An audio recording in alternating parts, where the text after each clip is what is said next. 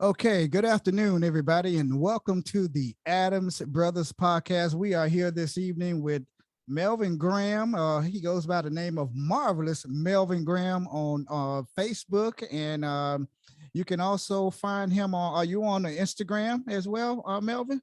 Yes, you can find Yeah. me on Instagram at Mel the Thinker. I haven't quite moved the Marvelous brand to my personal there on Instagram, but yeah, Mel the Thinker on Instagram. All right. Well, we're here with Marvelous Melvin Graham, and he is a upcoming film producer. He produced tracks and beats and all of that good stuff. And man, we've been watching you from this side here.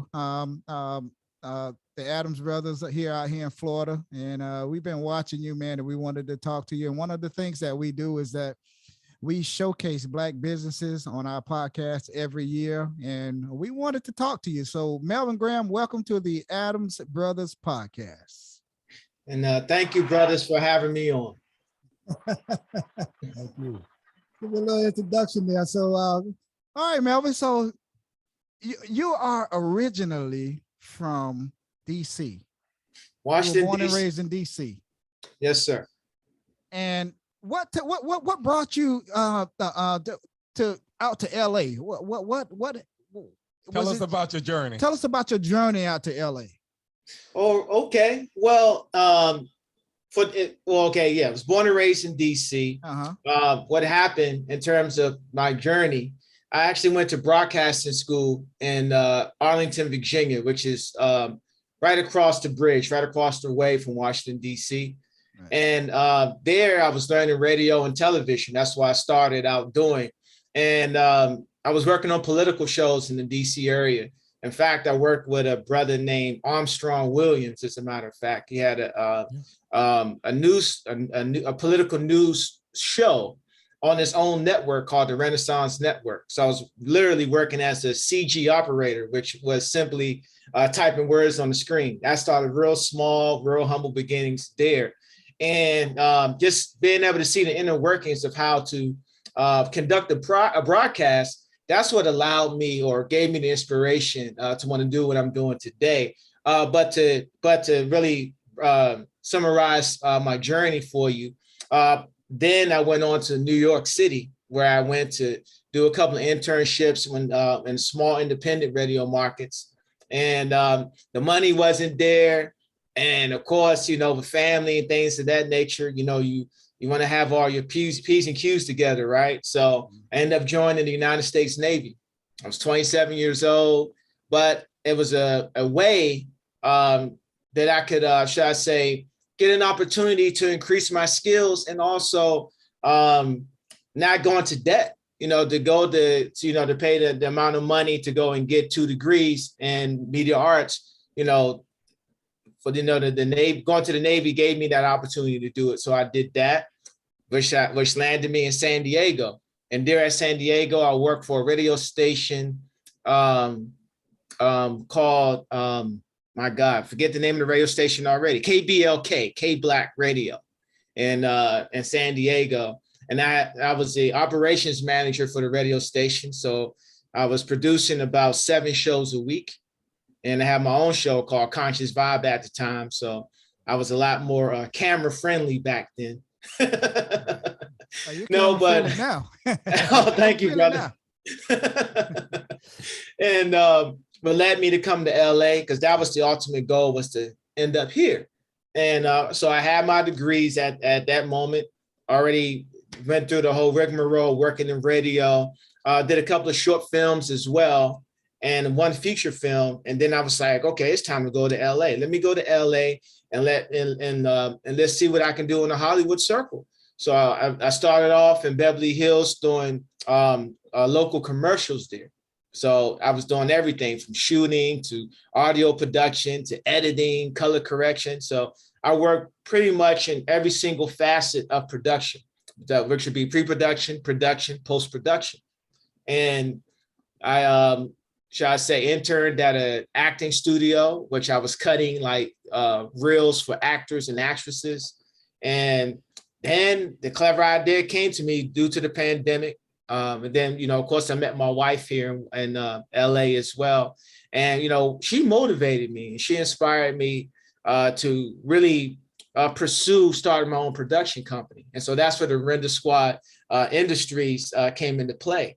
And because, and I call it Render Squad Industries because I don't just consider myself a film producer. I'm a multimedia guy because I've worked in different types of spaces, from producing YouTube, should I say, intros. One of them is Nicole's View, the Dr. Nicole Lewis, and shout out to her and her husband and family. Cut an intro for her show, which does very well. So just doing things like that. And then here I am today with Black Business L.A., my documentary series. I look at all these products under the umbrella of Render Squad Industries because that's what I'm looking to do: produce content for online consumption, of course, documentary films and other types of films as well. So it's just a conglomerate, or should I say, a house that has different varieties of media properties that are for our people. Now, obviously, you're out there in LA where all the stars are, and they live out there. Is there anyone that you would like to interview? Who's at the top of your interview list? If you could get a chance to interview that one person, who would that be? I'm gonna have to. I had a person in mind, but unfortunately, he passed away. That was Melvin Van Peebles. That's my guy. That's my icon, my idol there. Unfortunately, he's passed away. Beyond him, I would have to say, I would go with Quincy Jones. And why? Because I liken myself to him in terms of the things that he does, how he pulls from different aspects of his life, how he pulls from social political items as well. And that reflects in his art. And I feel, and me being a Black man in America like him, and having my own struggle from DC to here, and all types of other things that goes on in our lives as Black men, right? I like to draw from that to produce the art that I have. You know what I mean? So I would say, yeah, all in a nutshell, I would love to interview someone like Quincy Jones. Okay, right. Yes, Melvin, tell us about your Black Business L.A. documentary. Yes, the Black Business L.A. documentary. I mean, here we are in Los Angeles, California, where we have high rates of gentrification, as you know. Some of the most beautiful Black neighborhoods which were once communities. I call them, like I go by the Dr. Claude Anderson, should I say, perspective of what comprises of a community. And we just don't have that in a lot of the communities here, whether it's Inglewood, whether it's Crenshaw district, or whether it's Compton or Watts, whatever the case. These iconic Black neighborhoods that they once were, they're not what they were. And most of them are now Hispanic communities. A lot of them have should I say, high populations of white people there now, even in Crenshaw. Gentrified. Very much so, very much gentrified. So with that being the backdrop of what's going on here, I really felt that I really wanted to show LA in a different type of light, because you have a lot of people who hustle and grind here. And I'm borrowing that term from Nipsey Hussle, because you have a lot of people who are strong entrepreneurs, who have multiple businesses that most people don't know about, who are doing things to try to carve a space for Black business success, or Black economic success, both actually, here in LA. And I wanted to highlight that. So that's what went into the Black Business LA of me producing it. And I also wanted to show Black business variety. Not all Black businesses are, fried chicken spots, or I shouldn't say it that way. I don't mean to. Like soul food. Right, soul food. That's what I should say.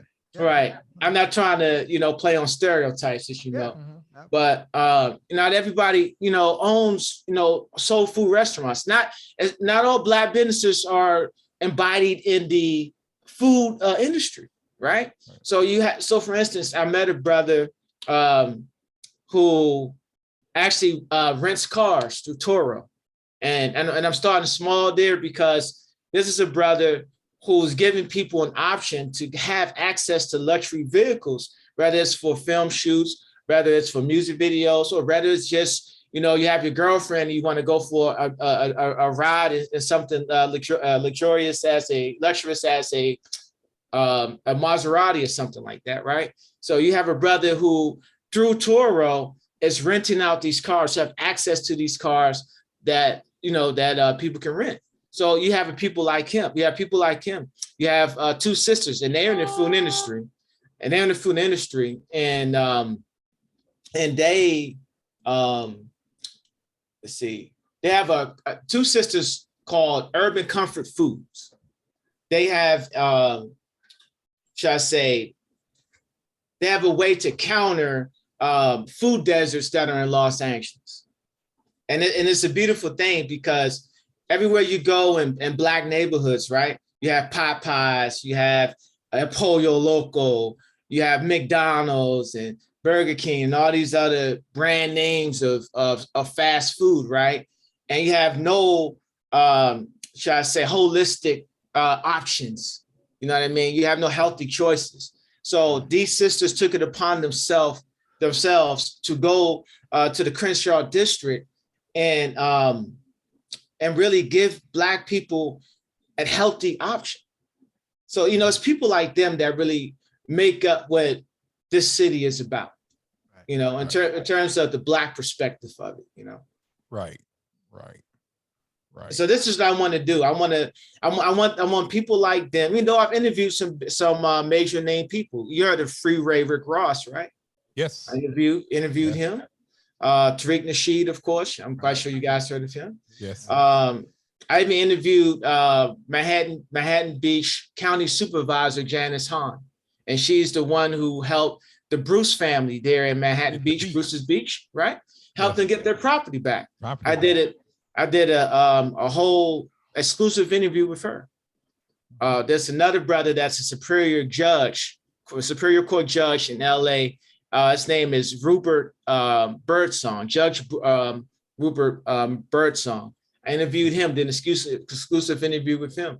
So that's the whole point, right? Is to talk about what's going on with Black people in LA, both on the economic front, entrepreneurial front, and also even the body politics that determines how the economics work here for Black people. So that's the whole point of Black Business LA. And that's a brand that I'm looking to expand as well. The goal with Black Business LA is to be a launch pad for, Black Business America in a sense, because I want to do, a Black Business Louisiana. Hell, I'd like to do a Black Business Miami if I could. Oh, yeah, we'd be in on it with you too. There you go, right? Even my hometown. Let me get that straight first, because I know my mom will kill me if I don't say it. But of course, I would love to do a Black Business DC, right. And I've been getting a lot of feedback, or should I say, people contacting me to actually come to Chicago, believe it or not. Yeah. And so more than likely, depending on the success of Black Business LA, especially since we're going to do a crowdfunding launch and things like that soon, depending on how that goes, people can buy into the concept and what we're trying to do. I will go global. I won't even just go national. I'll go global with it. And do you have a release date, a projected release date? I know it's early, and do you have a projected release date for the documentary? Yes, I do. In fact, it's going to be September 26th. That's the projected date. And of course, we're everything is contingent upon Amazon Prime and how, and where we can agree upon. And so tentatively, I would say it's September 26th. At first, we were going to do it in April, but because of the pandemic and other things that go into production, I want to put out the perfect product, as perfect as I can get it, at least for our people. I could expedite it and put it out in March if I wanted, but no, there's other things. Should I say, it's a lot of nuance here, right? When it comes to production, and to give people the best bang for their buck is to put the time and energy into the post-production end. So that's why we have that tentative date of September 26th. Yes.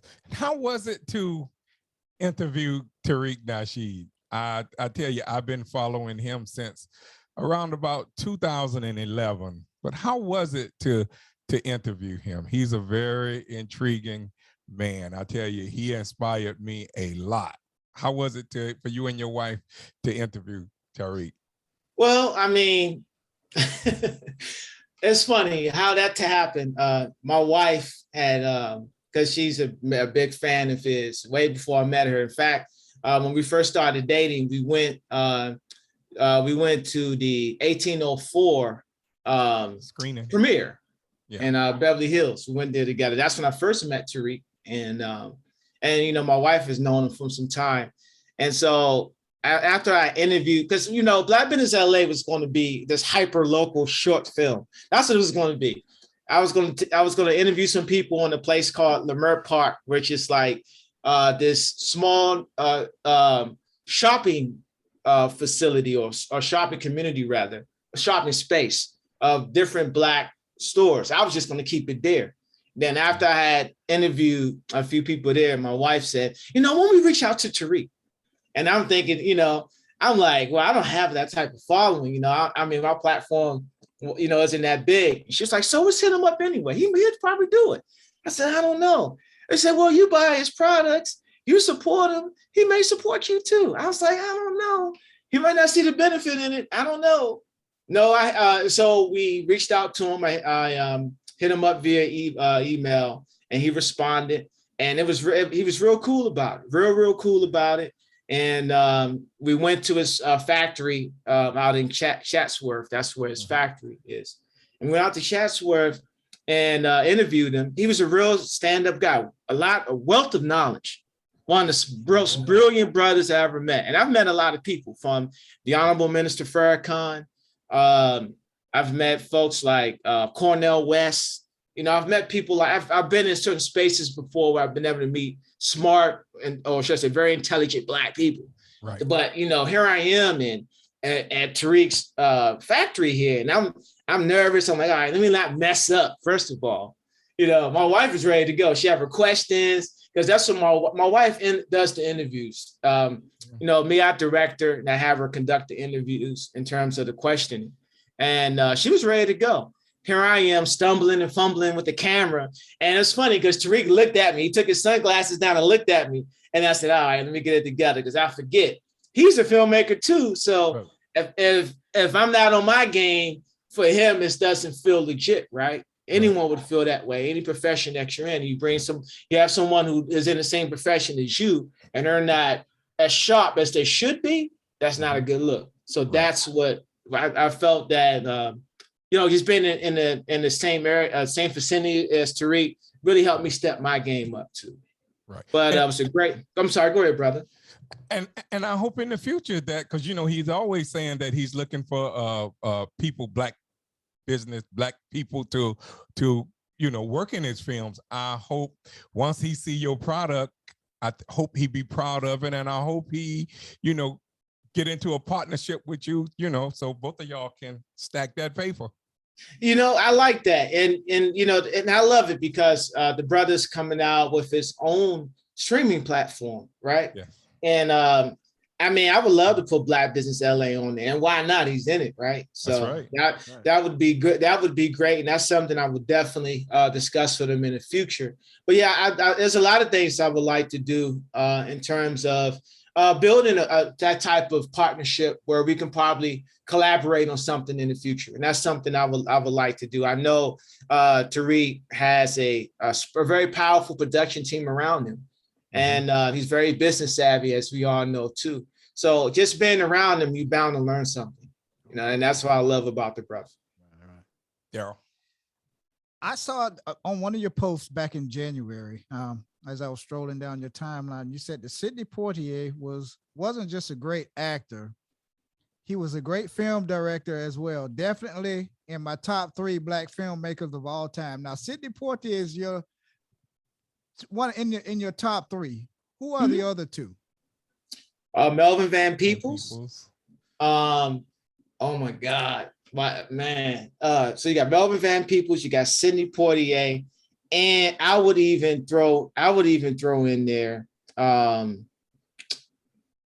right, I give him the credit. I gotta give it to him. I give it to Spike Lee. I put Spike number 3. I'm sort of torn between him and John Singleton. You got F. Gary Gray. Got a lot of great guys out here, you know. But I will give Spike Lee his flowers. You know what I mean? And I will make him number 3.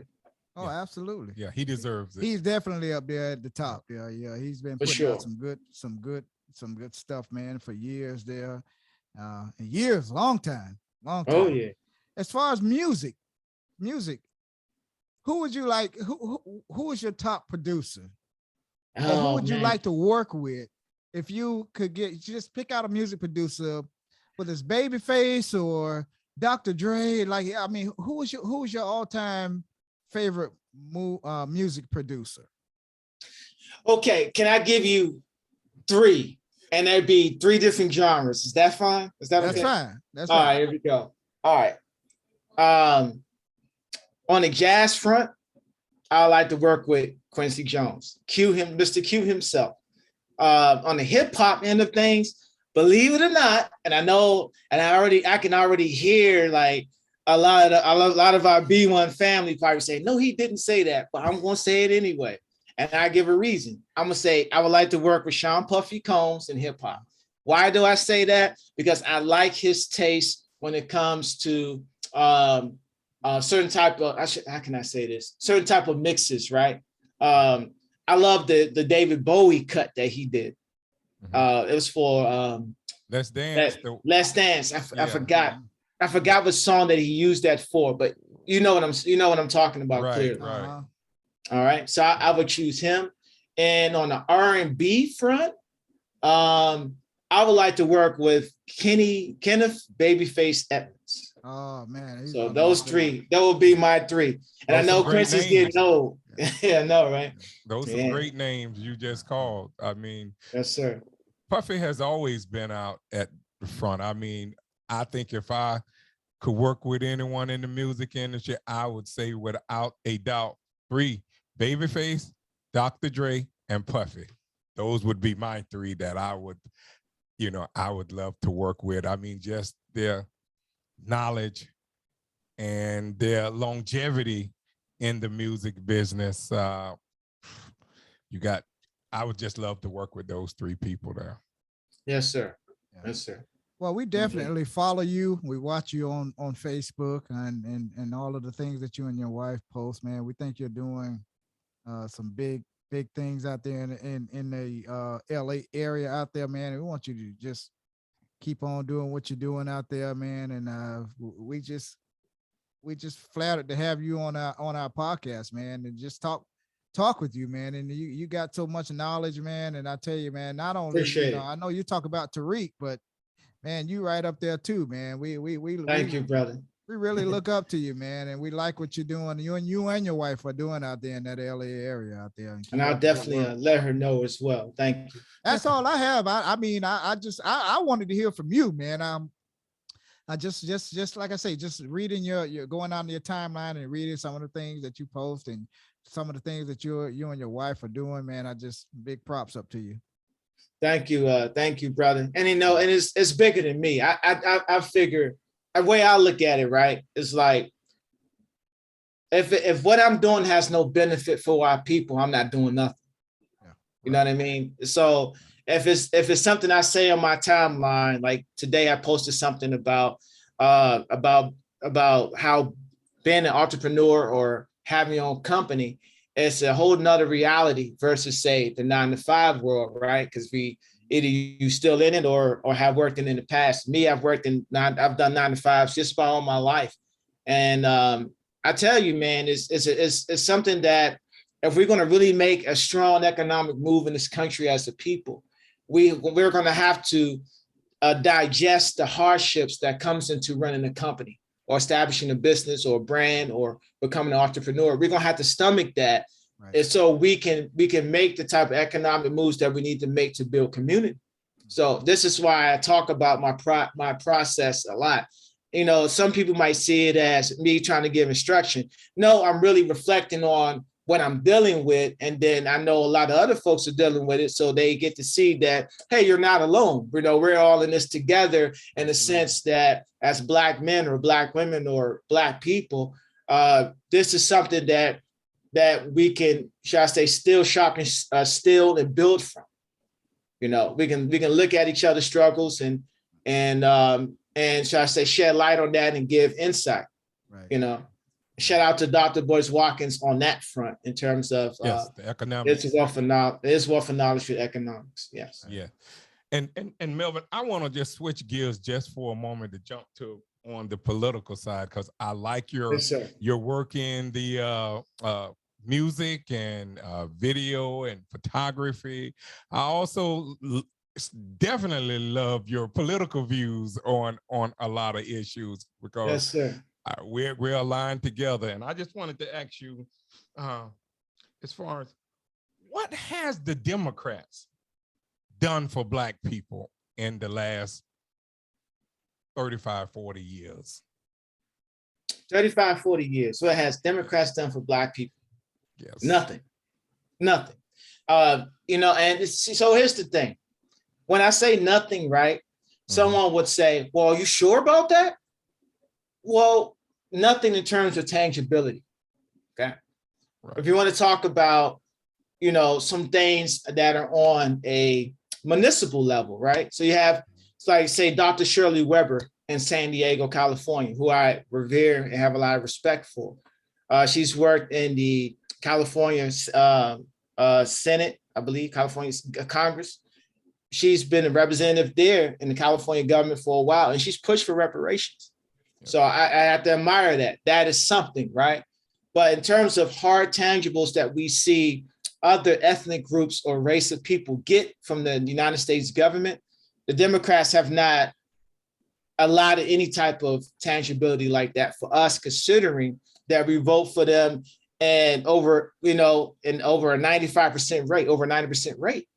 And so you look, if you measure that over 40 years of all this loyalty, all this, you know, year in and year out hardships that we go through, and despite that, we still get them our votes anyway. President after president, congressman after congressman, Senate after Senate, senator after senator. It all adds up to nothing for us. We have no sense of community. We have no, when it comes to Black businesses, and it comes to tangibility, when it comes to our own businesses, our own companies and things of that nature, we have no real set asides that are specifically for us. Everyone else can put their hands into the pot, and we're invited to that pot, but there's no sole pot that's developed and established for our own people. And the problem I have with that is the Democrats know that these are things that are supposed to take place, but they don't do it. But yet, when there's something like Asian hate, and I'm quite sure there are Asian people who've gone through some real hateful things or crazy scenarios, right? And that's cool. I had no problem with the government helping Asians. My point is, if you're going to help them, then you damn sure better help Black people, because we built this country, number one. And two, you know, you're a Democratic president and have a Democratic House and Senate, and we over a 90% rate got you guys in there, then you know what you need to do.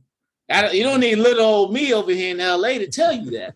Y'all know what y'all need to do, right? Yeah. But to answer your question, brother, no, they have not done nothing of any real significance in terms of our survival. So I would have to say no. Do you think the Democratic Party has gotten too soft? I want them to have a strong, brother. I'm still trying to figure that out. Have they gotten soft? Actually, no. You know what? They've become quite hyper aggressive towards Black people in general, our people. And I say that to say, anytime Joe Biden can go on the Breakfast Club and say, if you don't vote for me, then you ain't Black. That's quite aggressive in my humble opinion. Or you get the vice president, Kamala Harris. who would go on the Breakfast Club and say, I'm not only going to, well, I don't think she said it on the Breakfast Club, but she said this on the interview. She said, I'm not only going to do something that benefits Black people. No. Right. So, I mean, that's hyper aggressive. I mean, because these are people who are getting over 90% of Black people to vote for them, regardless of what they say. And I don't want to hear this thing about, well, is anybody but Trump? I'm not saying that Trump was great, but I'm just saying, to me, it seemed like he would be, because of his business acumen, he seemed to be more equipped to at least entertain the discussion versus, say, a Joe Biden. Right. Mm-hmm. Right. Yeah, and see, Democrats believe in kumbaya, where Republicans believe in power. And that's the difference. They look strong to where the Democrats look weak. And they pass legislation as well. Yeah, they do. They pass tangible legislation that benefit the people who voted for them. Right. Do you think reparations are possible? Yes, I do. I believe it's possible. However, the work that has to take place, we have to actually do. I think about Dr. Claude Anderson, or his lifelong work of even getting the conversation started, right? We're going to have to do what he did times 20.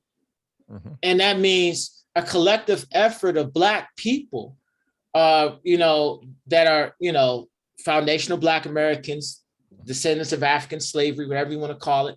I don't do the, I understand, we have a colloquial understanding of what our identities are, and I don't want to tread the line there. I identify as a foundational Black American, so I speak from that position. So as foundational Black Americans, we're going to have an all hands in approach, and within our own lanes, and within our own lanes while doing it. Like, for instance, someone like me who's a media guy in film, I have to create content that will help push that agenda forward. Just like someone like a Tariq Nasheed, just like someone like a Jason Black, or you have, of course, Dr. Claude Anderson, whoever. We all have our part to play, and we're gonna have to double our efforts for this to happen. Because it's not that white people or political figures that happen to be white don't want to give Black people reparations. I just believe that on the political end, we're not demanding it the way we should, because we have a Congressional Black Caucus, and they seem to be more on board with things that involve other races of people than the people who they actually are supposed to represent, if you know what I mean. Yes. And has immigration caused Black people to become a permanent underclass? Because Dr. Claude Anderson, I remember him talking about that. I have all his books over in my little book section over there. But has immigration caused Black people to become that permanent underclass that Dr. Claude Anderson talked about over 10 years ago? Yes, 100%. It has had its place. Okay, I won't blame it all on immigration. However, it does play a large part. I look at it as a pie. This would be, if we're breaking down what causes, Black people to be in the positions that we are in, from 100%, looking at it at a pie chart, breaking it down from 100% thing, I would give immigration at least about 45%. Because this is designed, right? And because they look at the workforce, Black people for over the last 30 years, and I know it's longer, I'm just gonna cap it at 30. The last 30 years, Black people have been on the bottom in every single economic category in America. And I'm even talking unemployment. I think unemployment has been so bad for Black people over the last 30 years that a lot of us even gave up on the workforce. That's how bad it's been for us, right? So now where immigrants come into play here is that they have leverage over us. Number one, they have set-asides established for them, which gives them, affords them opportunities to go to certain schools for free to learn certain trades and stuff like that. Or you have Black men today who even struggle getting a CDL, yes. Right? So, I mean, There you go. When you have a group of people from different countries coming here and they've been given set-asides that we have no access to, and a lot of us are not even privy to, then yeah, that's a hell of a problem. Yeah, because we can't go to their country, and get those same set-asides that here, like Tariq and a lot of the other FBA brothers say, the Black Authority, that anyone coming over here should be thankful for the blood and the sweat that Foundation of Black Americans, did for them to come here. They should be appreciative of how they got here, and the set-asides that Dr. King fought for. Dr. King was fighting for tangible benefits for Black people here, and everyone else came and started eating off of us. And I don't have a problem with people coming over here. I just want them to come over here and just be appreciative of what our ancestors fought for and bled for over here, and they should just be thankful. So when I hear Tariq saying that, a lot of people might take it that him and Jason Black, that they're not anti-immigration. They just want people to understand the struggle that our ancestors fought for over here. And I understand clearly what he's saying, and what he means by it. Yes. Well, it's been a pleasure talking to you there, Melvin. I really don't have anything else for you there. I really just wanted to hear from you, man. I just love what you're doing, man. I just love what you're doing, man. And I wanted to hear from you, bro. I got one more for you, Melvin. Yes, sir. If any young person or older person or want to get into it and into that trade of videography, photography that you're in, tell the audience what would be a good start and how to get into that. Because like right now, I like to get into it. I'm 55 years old, but I still would like to get into it. How would a person like me, or either a younger person coming out of high school, how would they get into that trade? Well, first, you always have to have a mentor, someone that you can ask questions and get real answers in real time. That's number one. So who you seek to get information from will always determine how successful you're going to be in anything, whether it's videography or whether it's being a plumber. It doesn't matter. Apprenticeship is a real thing in terms of anything you do, career or business wise. So I'll start there. Is to have a go-to person that you can get information from, that can guide you in the right direction. That's number one. Number two, you got to have a narrative. What is it that you want to do? And when I say narrative, I'm thinking in terms of a videographer, right?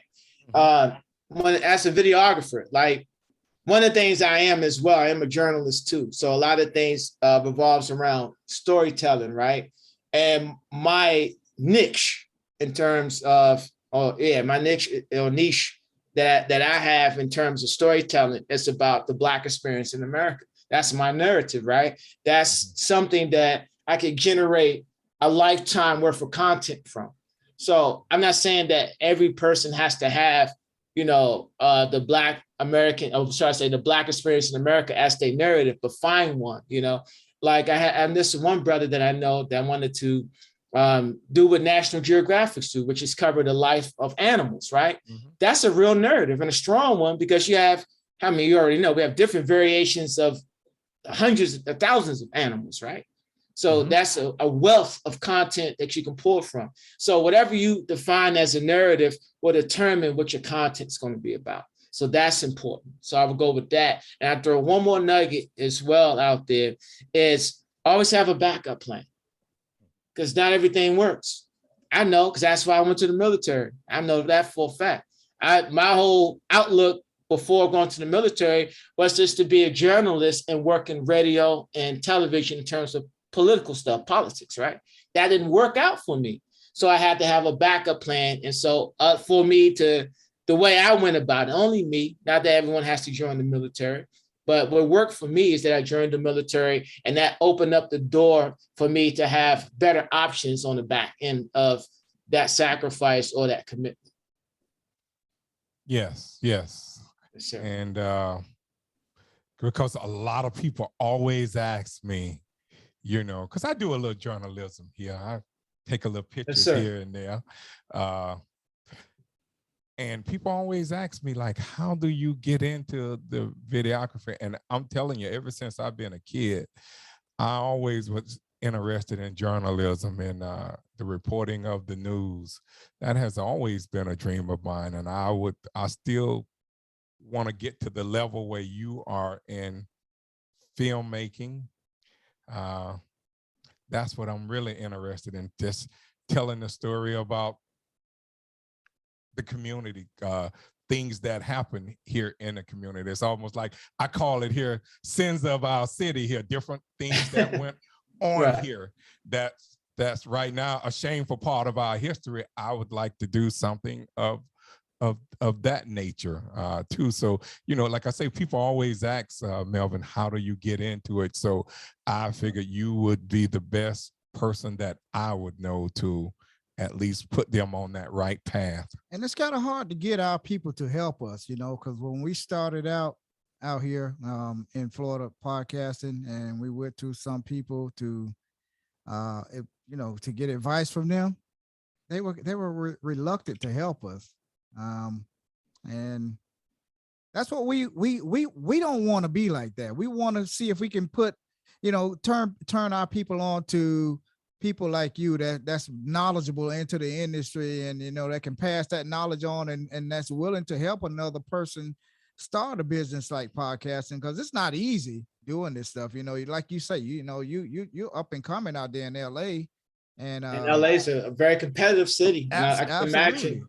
I can imagine, man. And you will believe, man, you know, when we reached out to some people that's been in this longer than us, the feedback that we got, it wasn't positive at all, you know. So it was a lot of trial and error, you know, a lot of things we had to do. And you know, when we attain that knowledge, man, I'm telling you, we're gonna pass it on to people. We're not gonna sit here and, oh no, you go do it and find it your way, you know, the best way you can. We're not gonna be that way, man. We're gonna try and you know, share that knowledge with people and show them and point them in the right direction. This is how you can get started, and, you know, into podcasting, into filmmaking, and videography, or taking photographs or whatever. That's how we want to be, man. That's how we want to pass that knowledge on to our people, man. You know. And Melvin, you're working on a podcast. So you have a podcast coming out too, correct? Yes, we have one out already. My wife and I, we call it Black Business and Coffee. And that's what we do. We're just interviewing Black businesses across the country. And this is also a way to promote Black Business L.A.